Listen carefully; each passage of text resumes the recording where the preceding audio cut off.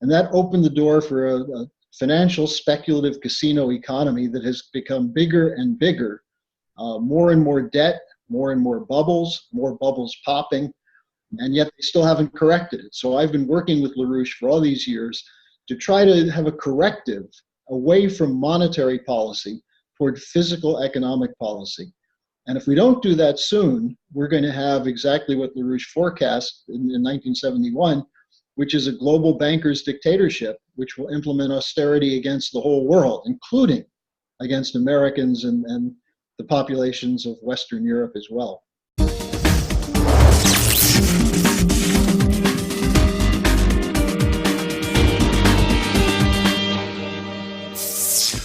Thanks for watching this RTD interview. Don't forget to pick up your RTD Scary George round, only available at SDBullion.com. Now enjoy this interview. Thanks for tuning in to this Rethinking a Dollar interview. Today I'm excited to have returning guest, Mr. Harley Schlanger. He's a political activist, blogger, as well as a commentator. Today he's joining us to share his thoughts on the global economy, political matters, and a lot more. So Harley, welcome back to Rethinking a Dollar. Good to see you again. Well, I appreciate you taking time to share your thoughts on what's going on, and definitely I want to dive in. But before we dive into the questions that I have for you, for those who may not know Harley Schlanger, and especially LaRouche PAC, can you give us a little bit of that information there and how you arrived at this point in your career? Sure. I've been working with Lyndon LaRouche, who passed away in February, but I've been working with him since 1972. LaRouche is primarily known as a physical economist, that is, someone who looks at economics from the standpoint of the science of physical production, as opposed to monetary policy or financial wingdings. He first came to prominence with his forecast that the Bretton Woods system would break up, and it did with Nixon in 1971, and that opened the door for a financial speculative casino economy that has become bigger and bigger, more and more debt, more and more bubbles popping, and yet they still haven't corrected it. So I've been working with LaRouche for all these years to try to have a corrective away from monetary policy toward physical economic policy. And if we don't do that soon, we're going to have exactly what LaRouche forecast in 1971, which is a global banker's dictatorship, which will implement austerity against the whole world, including against Americans and the populations of Western Europe as well. Okay, so let's start. So that's right there. That's something we're going to definitely touch on. And so first question, a lot of things is happening. We have the political back and forth between China, the trade war. We have the currency situation, Jackson Hole. We want to touch on that. But, you know, out of all the things that's currently going on, what's Harley Schlanger keeping an eye on the most? What concerns you the most at this time? Well, what we're seeing is all this talk about recession. And what will trigger it? Is it the trade war? Is it Trump's inconsistency? You know, you hear all this from the pundits. None of them mention the buildup of debt after 2008. I mean, we had a crash in 2008. Instead of correcting the mistakes, namely write down the debt and stop the speculation and figure out how to channel investment into the real economy, they built up a new bubble. And so now we're at the point where that new bubble is popping. It's not popping because of what China's doing. It's not popping because of what Trump is doing. It's popping because we've had imbalances in the economy going back to 1971 that have just built this bubble up and up and up. So what do we see the bankers doing? Are they going to correct it now? No, this last week at Jackson Hole, actually 10 days ago now, you had two proposals put forward. One by the head of the Bank of England, Mark Carney, who called for a systemic hegemonic currency. And what did he mean by that? A virtual currency in which central banks can extend new money printing as much as possible. And he even called it helicopter money. This is the old term that Bernanke came up with after 2008, just pumping money into the system as though it doesn't matter. Now, at the same time, a group of 4 former central bankers working with BlackRock came up with a proposal they called for as a monetary regime change in international finance. And what they said is that central banks should take over fiscal policy. In other words, it's not enough that they control credit and monetary policy. They should tell governments where to invest the money. And it's the same policy of printing more and more money. Now, is that going to go to the mom and pop shops? Is it going to go to small and medium enterprises, to technology centers, research and development? No, it's going to go into new speculation. And the new speculation is with the so-called green economy. And that's the third swindle, the Green Financial Initiative, typified by Bernie Sanders' proposal to spend $17 trillion to wean the United States off coal, nuclear, and fossil fuels, and instead have everything so-called sustainable, solar and wind power, which won't work. It won't sustain an economy. And so now we're sort of at the end of an era, the end of the casino economy. And they're trying to figure out how to extend it. And the only way to extend it is worse austerity and printing money and dumping it out of helicopters into speculation. So that's what we're looking at, and that's what people should know. It's a horrible series of options they're putting forward. Okay, so wow. So I pulled away 3 or 4 things I want to touch on. The very first one you hinted at was debt.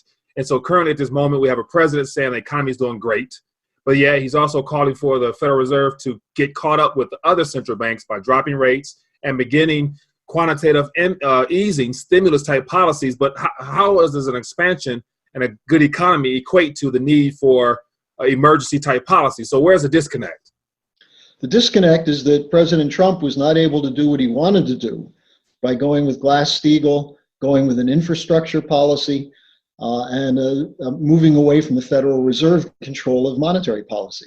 Since he couldn't do that, he embraced the stock market bubble.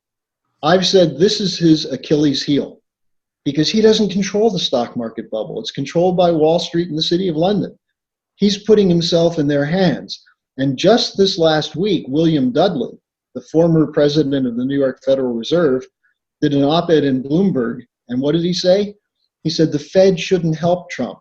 The Fed should make the election about Trump's mismanagement of the economy, the disaster in the making, and essentially said the Fed should carry out a coup against the president by not giving him what he wants. Now, you raised an important point. Low interest rates are generally good for a physical economy, for a real economy. But negative interest rates, quantitative easing, with no direction to it, means that money will go into the quick buck speculation. And that means it goes into the stock market. So with the tax cut, what happened? Companies took the tax cut money and bought their own stock. There's a tremendous amount of stock buybacks. So it made the market look good for a while, but it added the debt to those companies. And now we see a 40 to 60% increase in corporate debt. And almost 50% of that is BBB rating or lower. In other words, junk bond. Now, that's what banks are holding on their books, worthless financial assets. So they're saying to the Fed, we need more paper. We need more money to back it. And that's why they're pushing for these lower rates. And Trump is making a mistake by saying that all we need is lower rates. If he were to start by saying we need banking reform and we need to write down the debt, then have lower rates, it'd be fine. But that's not what he's doing. And he's being set up by Wall Street to lose in 2020. Now, what's the chance that President Trump might have a game plan? And because once before, he's the only president, to my knowledge, that has been openly critical of Federal Reserve policy. And he's basically called out Jerome Powell in every way possible, apart from just calling him what he probably really wants to call him. But yet, once again, we have William Dudley coming out saying it's Fed versus the U.S., basically. And so how will that play out? Like, that's not something that's normal. And I believe I heard something about a congressman referring to the need to now look into the Fed becoming political now, if that is the case. Well, the Fed has always been political. The idea of the independence of the Federal Reserve. When times are good, the Fed can pretend it's not political and that it's independent. But when times get bad like this, they grab as much power as they can. Now, Trump is right to attack the Fed. And he's raised this, I know, on a number of occasions in private discussions. He raised it somewhat during the end of his 2016 campaign when he came out for Glass-Steagall and said, we've got to stop the Fed from creating bubbles. But then because of the treachery of some of his own Republican Party people, like Paul Ryan and others, who weren't on board with him. And then the so-called Russiagate, the decision by the Obama intelligence community to work with British intelligence, Christopher Steele and others, to run a coup against Trump. He's been fighting a battle to stay in office. Now, I admire the fact that Trump stood up against the deep state the way no president has. Remember, they took out John Kennedy. And after that, when the FBI came calling with blackmail material, the presidents all backed down, except Trump. But on the Federal Reserve, he's got to go further. That's, as I say, it's not just a question of interest rates. It's where the credit goes. Are you using credit to pay off bad debt? That's like using a credit card to pay off a mortgage. It just adds to the debt. And that's what we've seen, Mike. We've seen a tremendous expansion of corporate debt, of government debt, of personal debt. And unless you deal with that, that's the elephant in the room. And I think if Trump wants to be reelected, and more importantly, if he wants to do what's right for America, he should get on television and say, look, here's my real beef with the Fed. They are running a casino economy, not providing credit where it needs to go, and I'm going to change that. Well, that would be something worthwhile and worth seeing. And so my next follow-up question would be, as far as the amount of the digital dollar, and the role of the cryptocurrency, as you mentioned, Jackson Hole, Mark Carney came out, and then we have China, I think a week ago, announced their official digital currency. And so for the most part, outside of paper, fiat currencies, all currencies are more than likely already digital units. And so how does the Fed needing to implement helicopter money, as well as the world's call away from the dollar, how can that add up? I mean, it's a scam. It's an attempt to keep a Ponzi scheme going. And look, here's the ultimate thinking. Carney and the BlackRock people all said, well, the danger is with helicopter money, you might get hyperinflation. Well, no kidding. Of course you would. So the BlackRock guy said, we need a committee of experts to keep an eye on this to make sure it doesn't happen. What, are these the same experts who caused 2008 to occur? The same experts who built these bubbles? They're not going to stop it. And the danger is that the whole thing blows. Now, I know a lot of people are saying, well, the only way we'll ever get change is if it blows. The problem is, if the wrong guys are still in charge, when it blows, it's going to be a massive wipeout of population in the United States as well as throughout the world. And so that's the real problem. What do you do to replace the dollar with a digital currency? Who's going to end up controlling it? It's going to be the same people. Now, if you have a hyperinflationary collapse, there's one benefit for these financial swindlers. They can then get the helicopter money to pay off the debt with cheap dollars. And that way they can write down the debt and then still control everything, while the rest of us are going to have trouble finding food, gasoline, heat for the house in the winter, and so on. Now, something's happening behind the scenes. I'm going to just explain myself, because now we have the mainstream news coming out with more recessionary talks. It looks like every day, throughout the day, there's some type of report saying recession, such and such says recession, economist says recession, author says recession. So they're really painting up the recession narrative. And so they throw out 2020 as being the time it starts, but we know that it's usually two adjustments for GDP growth that leads to that. So would you say we're currently in a recession at this current moment, or slowdown, or whatever they might want to call it? I'd call it a breakdown crisis. It's sort of like Wile E. Coyote going off the cliff, and until he looks down, he still thinks he's on the cliff. We've gone over the point. Look, the so-called gains in manufacturing and wages and jobs that occurred in the beginning of Trump's term have been wiped out. We're seeing a collapse of manufacturing. More importantly, a decline in productivity. I live in Germany. In Germany now, 2 of the last 4 quarters, they've had negative growth. And the idea of negative interest rates, what does that really do? People think, well, does that mean they give me money if I borrow money? What it really means is you can't save anything, because whatever money you put into savings, you have to pay the bank to have that money in the bank. So if you have $1,000, you end up really with only $970 or $960, depending on how big the negative interest rates are. In an economy like Germany, where savings is the basis, of the investment in the physical economy, it's going to be wiped out. And we're already seeing that. You see chaos developing in Italy as a government collapse. There's the Brexit problem that has to be resolved. But in this country, people know that we haven't recovered from 2008. People are still working 2 jobs to keep a house, a roof over their head.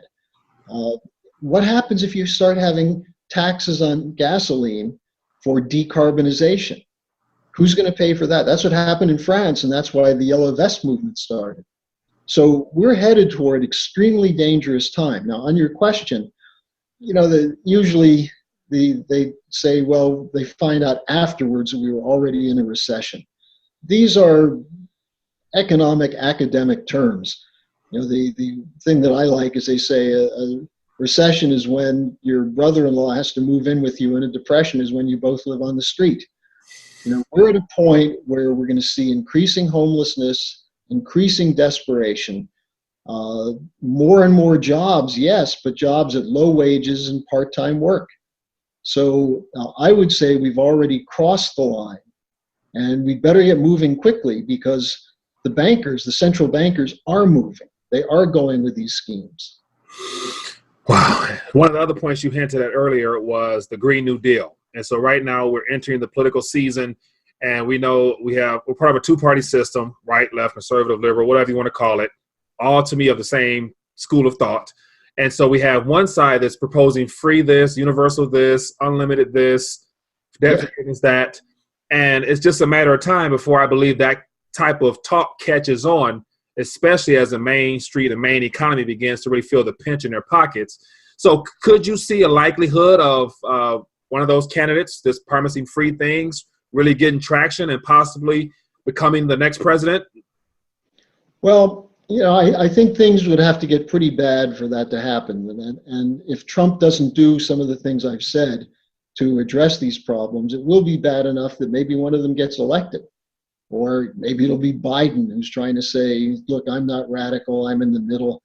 You know, we don't need a middle character or a reform character. We need a radical change, but going back to something that worked before, the American system of physical economy. Now, I think people do tend to look for more radical answers when things are falling apart. But the other thing is people don't vote when that happens. They lose hope. We're already seeing that, Mike. The suicide rates are up. The life expectancy in the United States is dropping for the first time, I think, in recorded history, because healthcare is not available. People don't have the money for medicine. So, you know, this is really a dangerous situation. I don't see a solution with any of the Democratic candidates, to tell you the truth. I would say it's a one-party system, except Trump is sort of above the parties.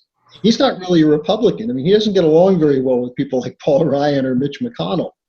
So, you know, I think that our best hope is that people who listen to you, people on the so-called alternative media, people who know something about the economy, become more vocal and demand that Trump follow through Glass-Steagall, a national credit policy through the Treasury, what Kennedy was doing, as opposed to the Federal Reserve, and in the long run, nationalize the Federal Reserve or just shut it down, and then invest in something physical. Infrastructure is a good place to start, and new technologies, science. You know, he's proposed this moon mission, moon Mars mission.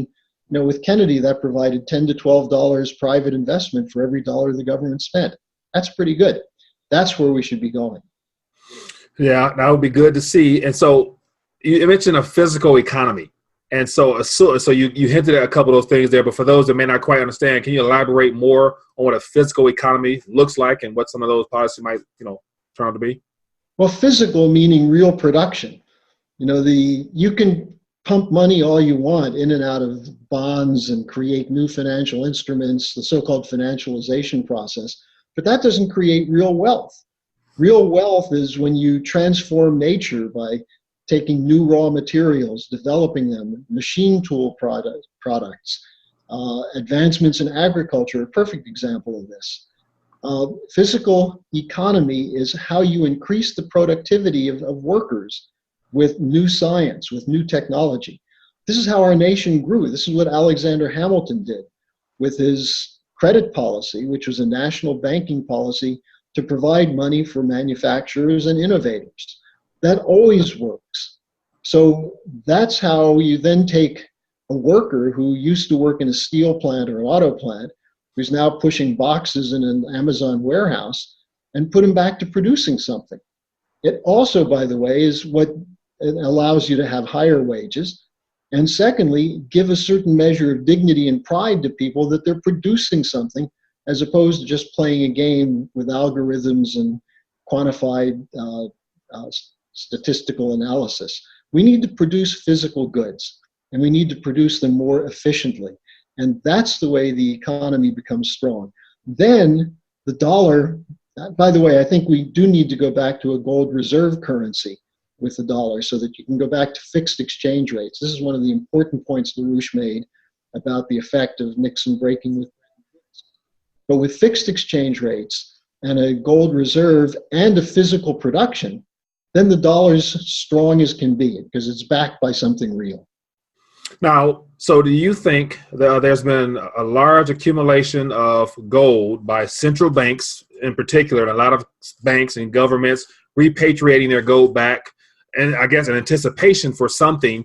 And so do you think that's a part of the plan that might be implemented by perhaps China or Russia, all the big, heavy hoarders, or not hoarders, but savers in gold? Do you think that's going to be a part of the plan outside and away from the dollar, perhaps? Well, that's something that we haven't really touched on yet. But what you have with China is a physical production process, the so-called Belt and Road Initiative, where they're building infrastructure all over the world. The Russians are involved in that, the Indians, the Japanese, the whole of Asia is involved in that. They rejected Obama's Trans-Pacific Partnership and went instead with the Belt and Road Initiative, where they extend credit, but the credit goes for something that's producing something. Now, they don't want to waste that by taking on a currency that has no value behind it. They would prefer that the United States, that we would straighten out our policies. That's what the Chinese would really like, and that's why they're still in these negotiations with Trump on trade. They really do want a deal because we need each other. But they're not going to wait if they're going to see the dollar crash. And so they do have a convertible yuan now. They have bought, as you mentioned, a lot of gold, Russia and China and India, Japan also. They're sitting there with lots of dollars. They'll do something to convert those dollars into gold-backed instruments if they have to be able to continue the expanded production and trade. The best thing would be for Trump to sit down with Xi Jinping and discuss this, not have Peter Navarro there or some of these hardline anti-China guys like Bolton, but just have a man-to-man talk with Xi Jinping, as they did before at Mar-a-Lago and in Beijing and in Osaka at the G20 summit. They come out of these meetings in agreement, they like each other, they want to do things, we made progress with North Korea, and then you bring in the bureaucrats and the whole thing goes to hell. So, you know, and one more point on the China thing. One thing China will not do is accept American or Western style banking reform. They're protecting their banks. They have a kind of Glass-Steagall separation. So they're not going to allow Western banks to come in, grab up Chinese money, and then use it to extend leverage to go into a speculative bubble. So if we try and impose on them Western banking methods, there'll never be a deal. And I think that's something that someone has to tell the president, because I don't think he's getting that from Peter Navarro and others. We're telling him that China's resisting the kind of reforms that are needed. Well, they don't need those kind of reforms, and neither do we. We need to get rid of them. Yeah. Now, as we draw towards the end of our discussion, you mentioned earlier about a physical economy, and then you referenced the importance of getting back to something in the form of gold. And so given the fact that because of the current monetary base in digital and paper units around the planet, what would be the process of trying to actually discover an actual nominal price to kind of begin to peg or ratio is reestablishing to some type of number that's possible or doable? Well, one of my colleagues just wrote a paper on that today, which I haven't fully studied. But what he said is that The starting point would be an agreement between the US and China to come up with a peg between the yuan and the dollar, to stop this stuff about who's doing currency manipulation, and sit down and say, okay, what is a legitimate basis for a peg? Now, once you do that, and then if you have a gold reserve in the background, just to make sure that there's no cheating or finagling, then you can start the process of expanding trade. In fact, you could even do something where the Chinese would take some of their dollars and invest it in an infrastructure bank in the United States to help us rebuild our infrastructure. So, and then that would make those dollars, put them to good use. So I think you need bilateral negotiations. And once you do that between the US and China, Japan would come in, South Korea would come in, and Russia would come in, and also the Indians. Then you have the basis for establishing a global fixed exchange rate system that has something of value underneath it. And then you can start allowing all the worthless paper, the worthless assets being kept on the books of banks at face value, let them go down to their actual level. We'll find that many of them are worth nothing. But who's going to eat the losses? Not the taxpayers, but the people who made those speculative instruments. And so you gave a good possible optimistic scenario of what could happen, but based upon history, unfortunately, empires always end in a very uncomfortable way, and it usually happens to be with war or something of that nature.